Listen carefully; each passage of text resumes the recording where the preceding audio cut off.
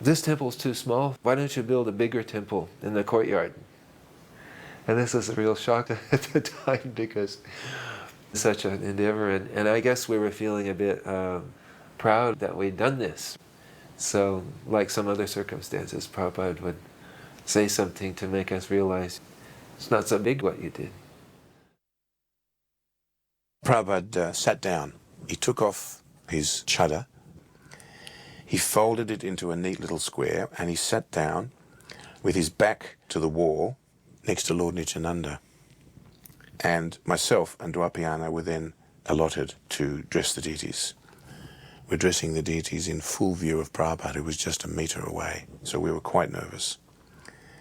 The Dwapayana reached for some tulsi leaves and also the manjaris, because we were growing our own tulsi plants at this stage. And we placed them on the feet of the deities. Prabhupada at this stage leaned over and suggested that we don't place the tulsi leaves on the feet of the deities, but rather we place them in between the feet of the deities. So we made this adjustment.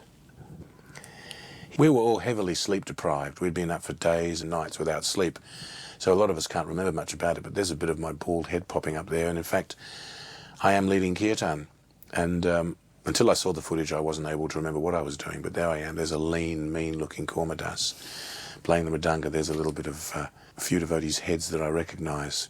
We were all packed in very close together. There comes the camphor lamp for us to take the prasadam, and we were dancing and chanting like anything.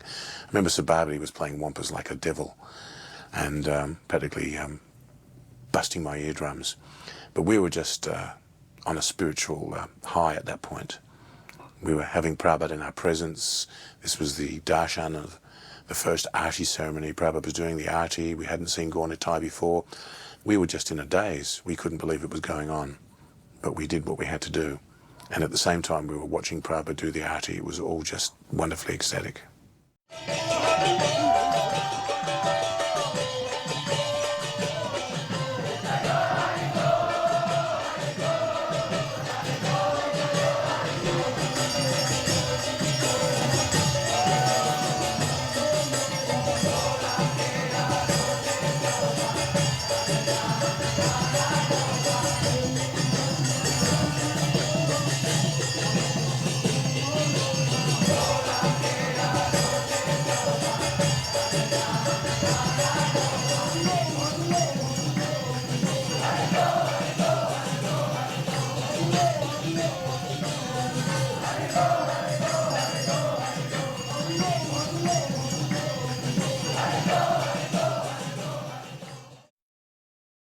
One time, Srila Prabhupada was sitting on his Vyasasan, and there was a need for somebody to do the Guru Puja in the morning. So I busied myself going about doing the Aarti to Srila Prabhupada. So one thing that really struck me was that Srila Prabhupada was taking a lot of attention about what I was doing and how I was offering and cleansing my hands and doing the whole Aarti. He was always looking over.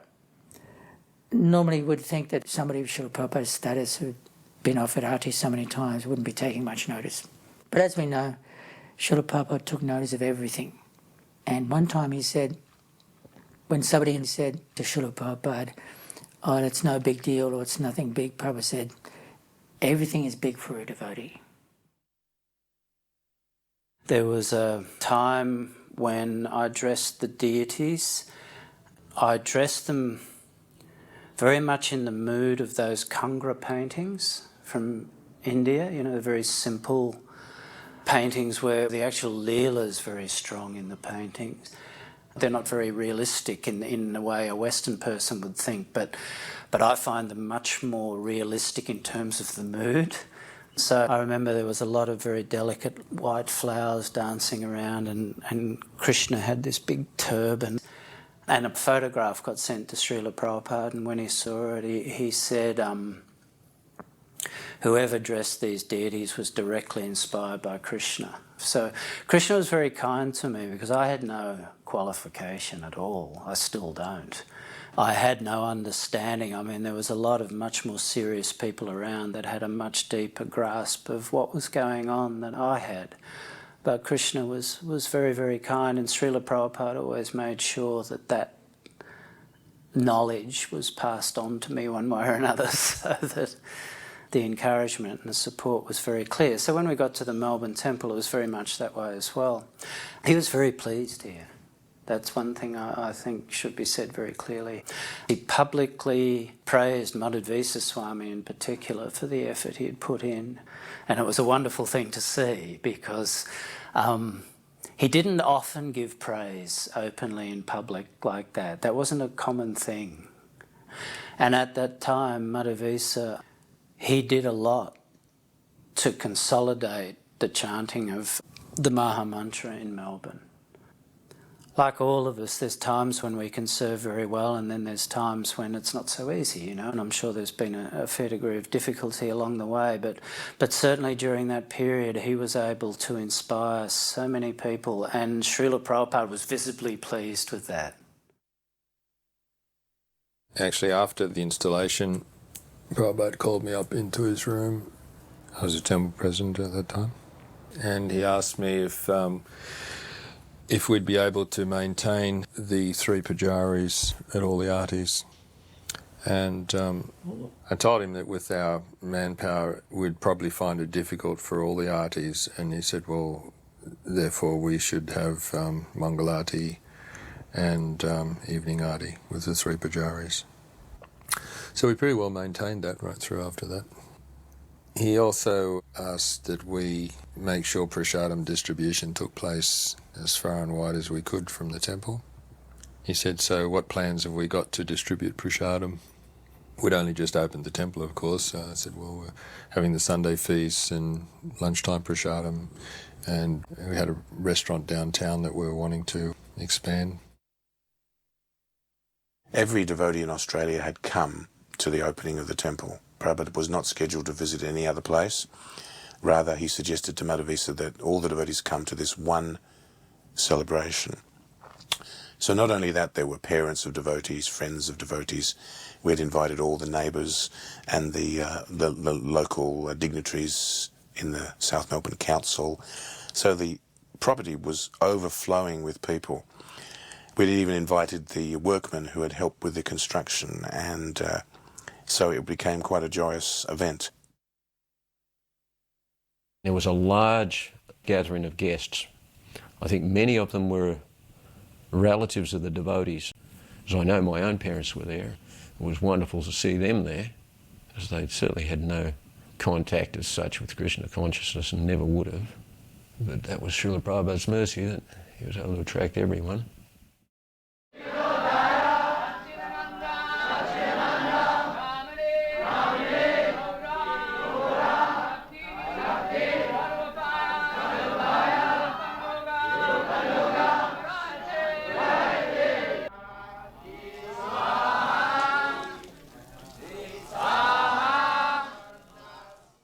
Srila Prabhupada gave a darshan to the devotees.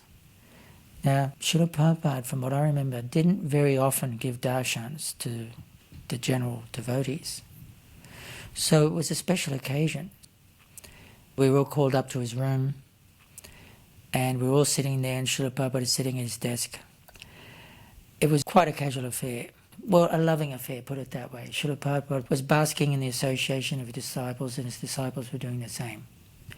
At one particular point, a devotee got up. His name is Gopikanta. He was a brahmachari and he'd been to Japan to help collect for the Namhata program. So he got up and he stood in a particular way. And everyone else was sitting down, so this was very dramatic. And he's a big person. And he stood with his hands, almost like in a karate style, for emphasis. And he said to Srila Prabhupada, Srila Prabhupada, I know there are so many things that please you, but I want to know what will please you the most. I mean the most. What will please you the most? So many of us might have been thinking, Srila Prabhupada's going to say, distribute my books. And that's what I was thinking. But it really sticks in my mind because Srila Prabhupada didn't say that. Basically, he said, and this is pretty revolutionary for those times, because we could not conceive that there was going to be a time, at least I didn't, when Srila Prabhupada wasn't going to be with us. But he said, understand Srimad Bhagavatam, learn Srimad Bhagavatam and Bhagavad Gita, and become a guru. Try to deliver everyone in your land, or the world, if not the world in your land. Srila Prabhupada never actually said such a thing to us. Of course, in other conversations, Srila Prabhupada said that doesn't mean that one advertises oneself as a guru. Actually, it means become qualified as a guru, which means really to become a perfect disciple. The whole temple was packed out, and I peeked in through the door at the Jagya. I wanted to ask Prabhupada a question. I'd only come up for the day from the country. And I wanted to know if he was like Jesus, if he could save me from birth and death, that kind of thing. So I propped myself in the passageway, and at an opportune moment as he came past, I sort of stood up and blocked his way a little bit. I didn't realize as soon as I stood up, Prabhupada was shorter than me.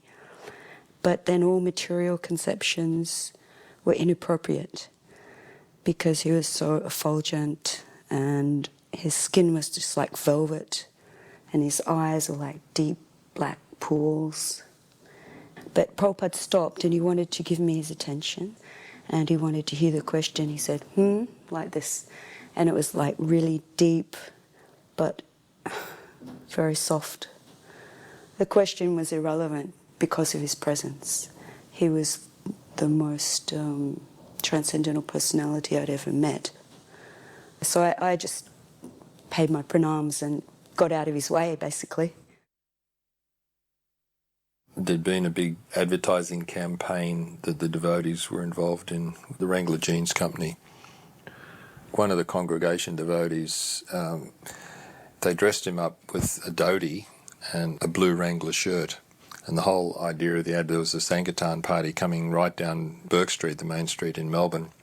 He was dressed in his dhoti, but he still had a blue Wrangler denim shirt on. And the caption at the bottom was, I'm not going if I can't wear my old Wrangler shirt. And that was in billboards all over the city. So when we were driving Prabhupada out to the airport, we passed one of the billboards and pointed to the billboard and said, Prabhupada, this is one of the ads that we're in. And he said, oh, everywhere, they're seeing us everywhere.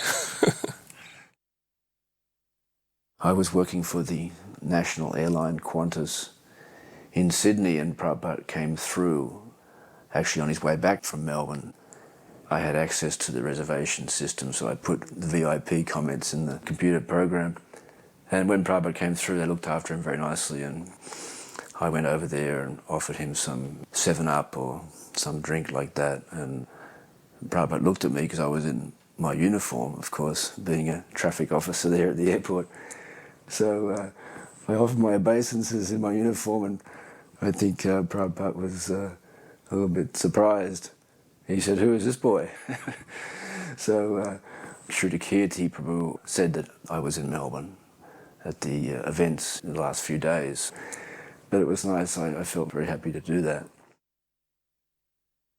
The movement's had a lot of ups and downs, and devotees have come and gone, and life goes on, and yet that paradox exists. The people that were touched by Srila Prabhupada, you've only got to scratch the surface and you can see that they're still touched. And that's continued for decades after Srila Prabhupada's left this world. When Prabhupada touched us most deeply and spoke to the heart and soul of a person, the self, and awakens that awareness of what the self is and what its function is and what its goal is in this world, those things have never diminished over time. They actually, if anything, gain clarity. And the taste deepens and sweetens with age. It's not constrained by a historic dynamic. Certainly history was made, there's no question about that. But the real history that was made was the way Srila Prabhupada touched such remarkably diverse range of people and held them the way he did.